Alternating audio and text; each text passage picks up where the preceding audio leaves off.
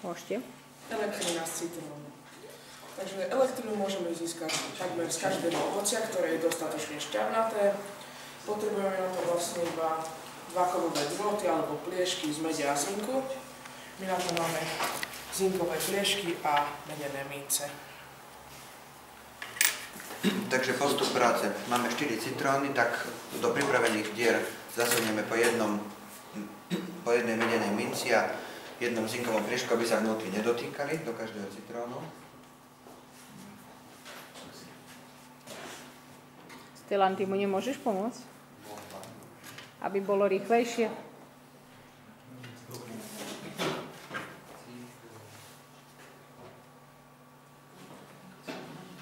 Keď to máme hotové, tak medený a zinkový pliešok spojíme takými kablikami zakončenými krokodilmi. Vodičmi. Už sa aj plénum ozýva, že vodičmi.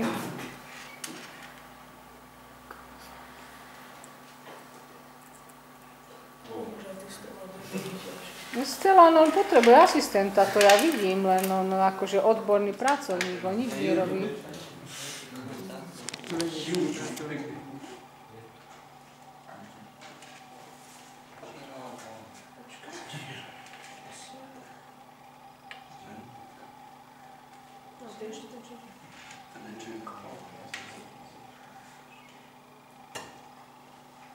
Vlastne dva necháme vonku, to budú ako elektródy. Na podobnom princípe pracovali prvé galvanické slangy, ktoré vyrobil Alessandro Volta a pomenoval ich po talianskom fyzikovi Luigi Galvani. Tak.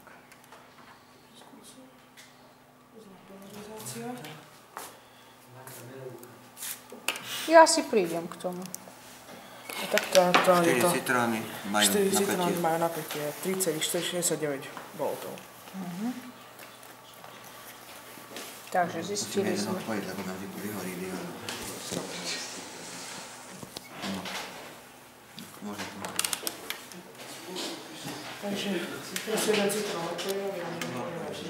Ale nahlas, lebo šuchocú všetko sa mi to tu... Žodpejme jeden citrón, aby nám nebývala pilotka. A toto je s ozínkou spojené. Toto dobre. Ale nie, lebo toto sú dva zinkové spojené. Ďakujem za vaše porozumenie, chlapci tam vzadu. Už viackrát nebudem nič hovoriť. Aspoň to budem mať na kamere, že aký ste.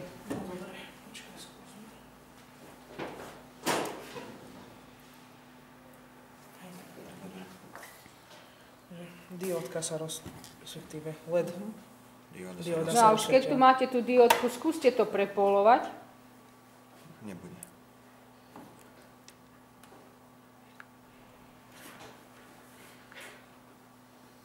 Diódka nesvieti. A vedeli by ste mi povedať, prečo nesvieti dióda? Pretože tam...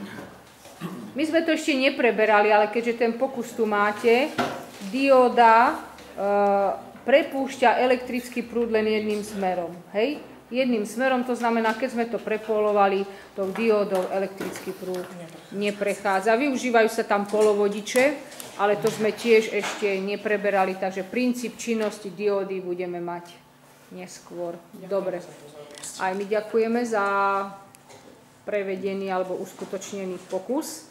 Dobre, chceme sa na niečo opýtať ohľadom tohto pokusu, lebo bol to taký zložitejší, náročnejší a už sme tam mali ten elektrický prúd, nie konkrétne elektrizovanie telies, ale už sme sa tu posunuli trošku ďalej. Nikto sa na nič nechce opýtať? Nikto nič, lebo všetko vieme. Dobre.